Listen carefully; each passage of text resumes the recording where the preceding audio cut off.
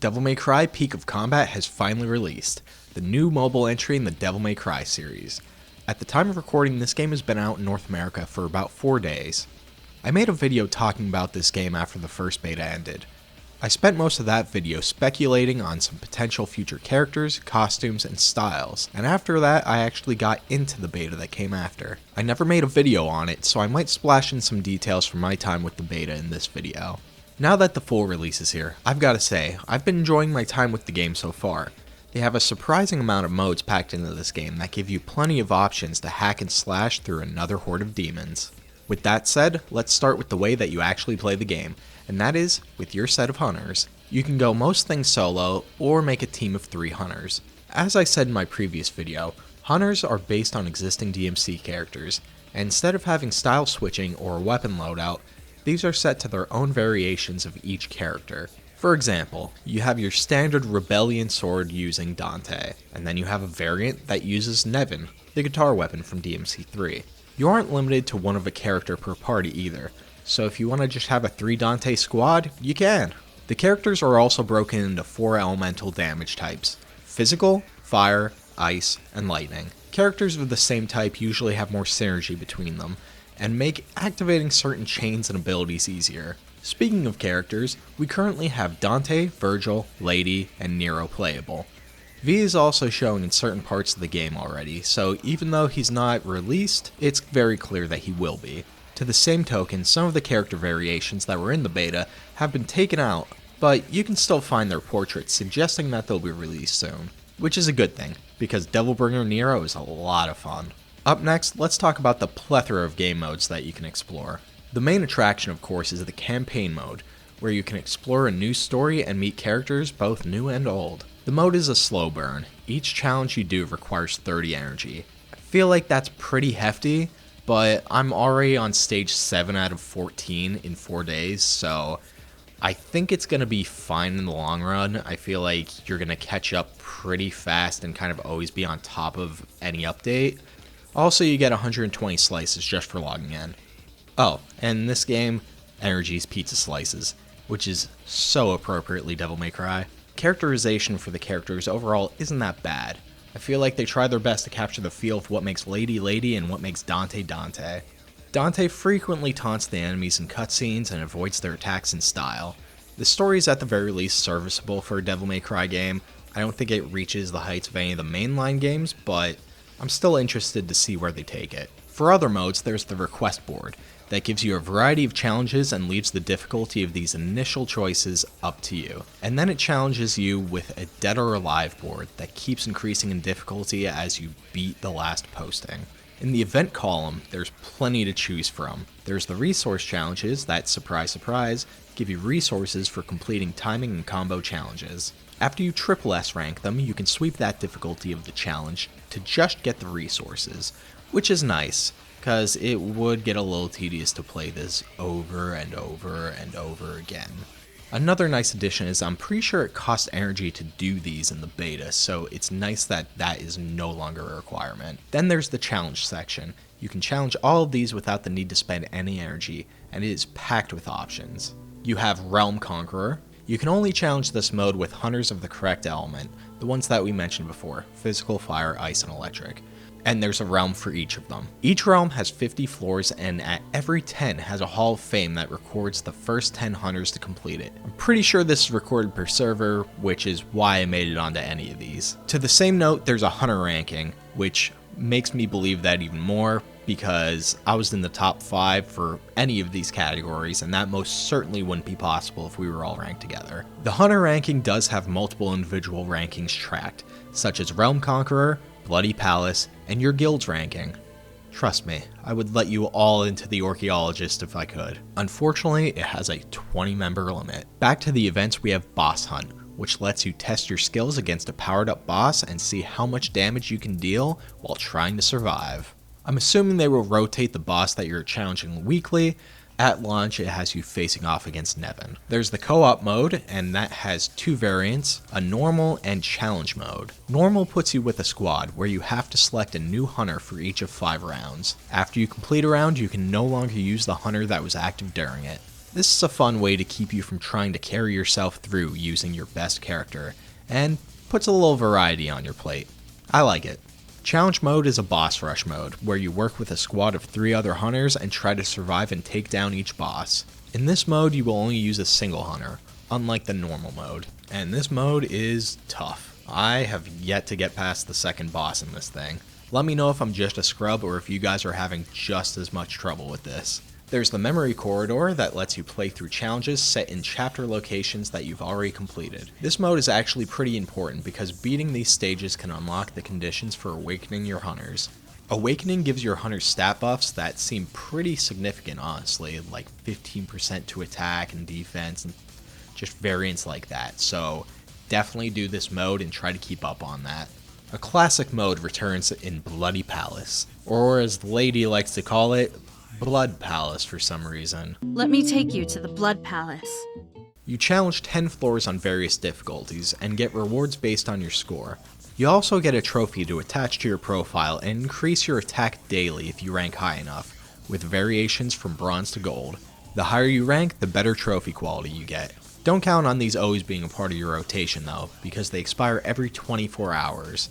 So if you want to keep your gold trophy, you're going to have to stay high in the rankings. It also looks like you'll be able to rank up in difficulty from week to week as long as you position well enough, but it hasn't been a week yet, so I haven't seen that. Lastly, there's Slot of Slaughter. This is the exception to the rule of this section and actually costs you 20 energy slices, if that's what we're going to call them, per spin. It gives you a challenge and a reward for completing it. Sometimes you hit the jackpot and just get all rewards, but typically you're going to have to face some sort of challenge, and once you complete it, you will get hunter cards. Cards are an attachment depicting one of the demon enemies throughout the game. You can equip it to your hunter and it'll increase a variety of stats. You get 4 card slots for each hunter to use, and can level up the cards to increase the bonuses and unlock new ones. In the skill tab, there's 3 modes so far. Sky Arena, which is the PvP mode where you fight 3v3 against another player. In this mode, your hunters share a health pool.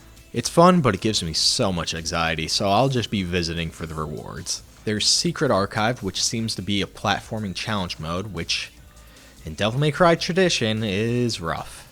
At least for me. I feel like trying to control the camera and platform is a Herculean task. There's controller support on phones, so that may be better if the right stick actually is working to control the camera. I'm playing on BlueStacks, and I had to map my own controller as the game can't detect my controller through this method of play. So for sections that need more camera care, I've been switching over to the mouse and keyboard. The training stage has a basic set of how to play tutorials. A freestyle mode where you can just practice combos. Then there's the hunter section, which is cool because it gives you challenges for each hunter variant, but also lets you play the hunters that you haven't pulled yet. This gives you a chance to see if you even like playing that style before obsessing over trying to pull it. I think there's nothing worse than wanting a character so bad and then you finally get a chance to play as them and you just hate how they control, so definitely a positive in their direction to just have this mode and have that option out there to just let you test drive. I feel like I've been talking about all these modes longer than anything I have in a video in a long time, so I think that just shows how much content there is. Either that or it just shows how lazy I've been making videos, but you know, we're gonna go with the first one. I think there's so much good to say about all those modes, but this game does have its issues, and I think it's worth talking about. I think a fairly simple but noticeable one is that there's plenty of misspellings and translation or localization errors just riddled throughout the game. And sometimes it even extends into the voice acting, which is a shame considering how little of it we have already. Here recorded a lot of interesting challenges. You can experience it. I think that's another thing that's gonna bother some fans.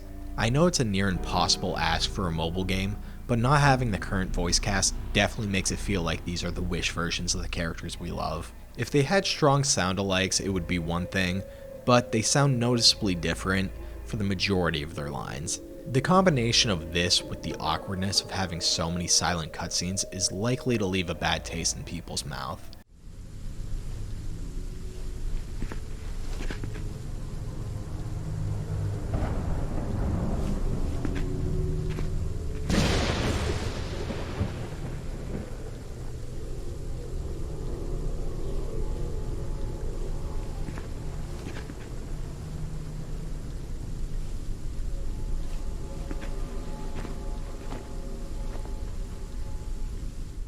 I don't have a ton to say about the story, but I feel like Virgil's inclusion at the moment is just very odd. It feels like more of an advertisement every time he shows up than anything else. He appears in the Phantom fight, and then in the Frank fight with different gear, and then you look at the stores and there's plenty of buttons to click on various pages to buy various packages that will give you one of these forms, and I honestly wouldn't mind so much if he was worked into the story well. His only in-dialogue story mention is after the Phantom fight, and it just makes it more confusing, really. He just kind of shows up, saves the day, but not even in a way that the characters seem to acknowledge. It just kind of happens and then he disappears. I'd rather it make sense or just not see them in the story at all. You can play as Nero pretty early on, but he doesn't have a story appearance as far as I've played yet, and that's totally fine in my opinion. Like I said, if you're gonna show up, I don't know, do something, make sense. Makes sense if you're gonna be there. My last critique, and the one most people are probably thinking about, is regarding the gacha itself. I knew what I was getting into when I downloaded this, so I'm not gonna act like I'm surprised it's here and that they're trying to get money, because I'm not. Honestly, I feel in some ways the game can be a little more generous than other gachas. Maybe my perspective is skewed because this is the first gacha I've played at launch, but I have a large amount of the roster already, and I'm a majority free player. I bought something during the beta because I was having fun and I guess just wanted to show a sign of support towards the game, and that's why I have these yellow currency gems up in the corner. If you've noticed that, that's what that is. It's a premium currency. If you bought something during the beta, when the game finally launched, this is how they kind of paid you back, since what you bought during the beta no longer exists. So they just gave you these yellow gems as a, here's your money back, buy whatever you want in the game again. I also got the $2 Virgil Devil Breaker deal because I thought, $2 for a guaranteed character I don't already have? That seems alright. That's one of the only purchases that I would consider even remotely worth it at this point though. There's another package deal for under $2 that seems pretty good, but I'm just not the type to really pay for resources. In my mind, there's a pretty big difference between a character that I'm actually going to be playing as and then just, you know, the other things that keep the game going, like pizza and gems. Like I said though, those are kind of the best deals. The other things you can pay for are pretty egregious. I think this game is going to be defined for a lot of people for a long time by this deal right here. The 67% off Virgil pack.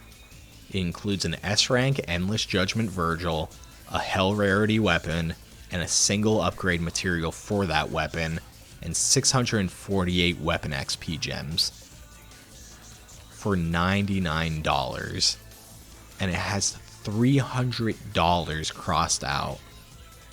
The idea that this could ever be considered a $300 value, let alone a $99 value, is absolutely ridiculous. And let's be honest, that can't even be considered a microtransaction. That's a macro transaction. Like, that's out of this world. You could buy this entire game series, including the reboot, for less than this package. These are the things that are going to stand out to people just seeing glimpses of the game and repel them. They're never going to pick it up. There's got to be a more reasonable way to price these things and try to keep the game alive in a more healthy way. I get it, like, you know, these games are kind of built around the whales, the guys who are gonna spend money, so, like, it's not me. I'm not the target demographic, I get it. There are people who will put this money in, probably. But putting the prices this high just seems like they want to get as much money as they can and then just cut and run when the well dries. If those whales stop, I guess. They don't even include a bonus pull when you use 10 cards at the gacha portal. I know in comparison to like the $300 Virgil pack, that doesn't sound like a big deal, but like, I don't know, I think it's just a little thing that would do something in the way of goodwill. I feel like most games that I've seen with this system do something like that. I know I just said a lot of things in the downward direction, but I don't want to end this video on a negative note. I really do enjoy this game, and I think there's a lot of fun to be had here. I know some people prefer how the early version, Pinnacle of Combat, looked in terms of gameplay, striking a lot closer to the original games, and honestly, I'm one of those people, but I think there's an enjoyable experience to be had here. There are plenty of ways to play this game, and it's strangely the most cooperative DMC game that we've gotten up to this point, with the co-op and PvP challenges available, so I don't know, this should be something fun for the community. It's not the original gameplay, and it's never going to be, and I get it, it's frustrating that we really could have had it from the looks of earlier things, but I don't know, with what we've got, I think there's something undeniably fun about seeing a fun party of Devil May Cry characters, or just 4 ladies in a matchmaking lobby. I think if you give it an honest shot, you'll enjoy yourself. I hope for the best for this game, and I'm going to keep playing it and following it because Devil May Cry is one of my favorite franchises, and I hope community feedback actually matters to the developers of this game, because I want it to not just continue, but improve and become something people think of fondly, and not some sort of stain or disgrace against their favorite franchise. I'll leave it at that for now. I'm sure I'll be making future videos regarding this title. Have you played Devil May Cry Peak of Combat yet? I'd love to know your thoughts on the game, and if I'm just completely off base with anything I'm saying here. That's all for this video, so until next time, Devil Hunters and Archaeologists, have a wonderful, fruitful hunt.